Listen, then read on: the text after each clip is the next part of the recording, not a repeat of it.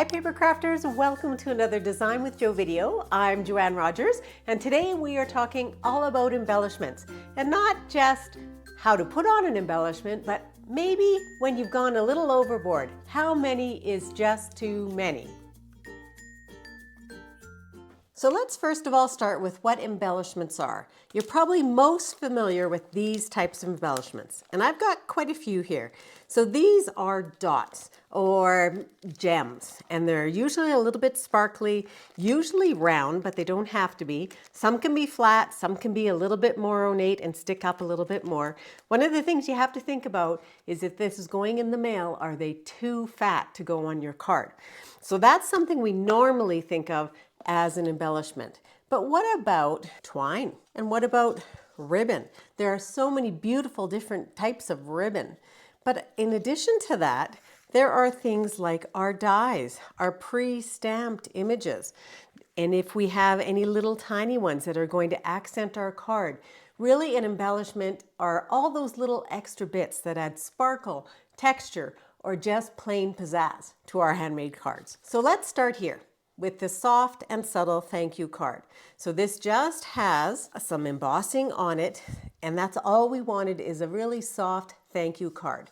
So an embellishment basically is anything that extra that you add to your card that's not totally necessary, but it makes it prettier, it makes it shinier, or just more a reflection of you. So think rhinestones, ribbons, enamel dots, even a little bit of ink splatter would work. On this card, just one tiny embellishment. And this is just a plain ordinary rhinestone, a little small one, and it's right by the sentiment. And we just wanted to have that little bit of sparkle to draw the eye so that the person who's going to be receiving it is just going to love it, and it's going to go right, their eye's going to go right to that sparkle. So this is a great example of a clean and simple card where less really is more. Now we're stepping it up a notch. So this is our Make-A-Wish card. And this fun birthday card has a lot of interest already with this shiny gold foil and the big bold cake. So this here, this is designer series paper. This is a die that comes in that designer series paper. And there's a lot of bling, a lot of sparkle already. So you really need embellishments here? Not really. But I did want to add something. So I just added 3 little embellishments on the base of the cake.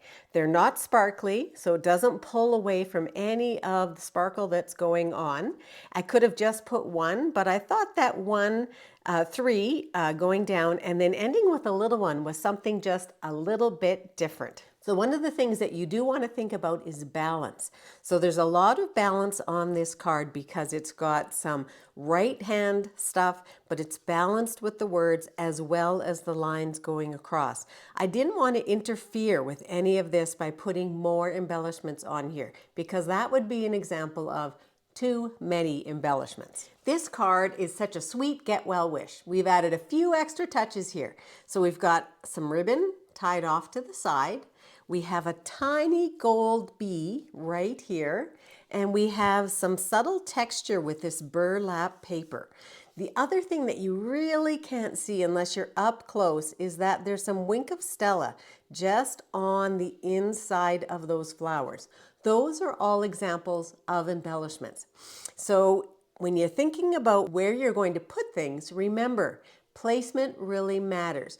You want your embellishments to lead the eye into your card design. You don't want to pull the focus away from it. So everything on this card is focusing right in here and framing the stamping as well as the words. So again, I would not put any other embellishments on this one. There's plenty going on, especially when you can see it up close and personal.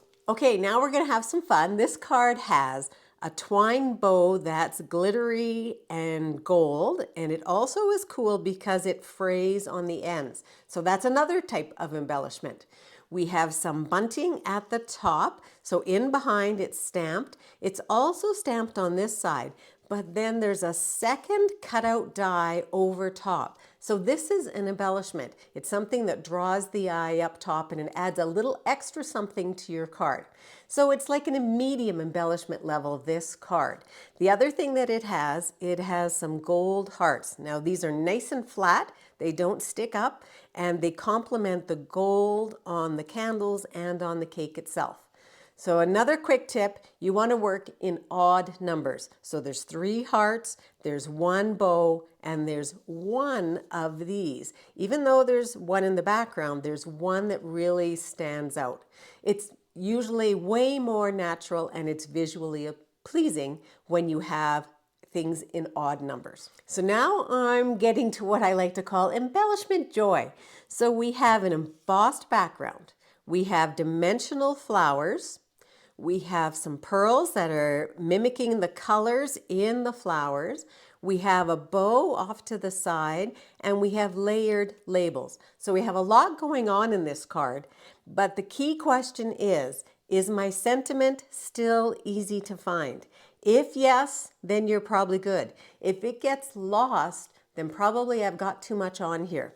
So the things that are really embellishments here, the dots, this is an embellishment. It isn't necessary for the card. It's just an added thing.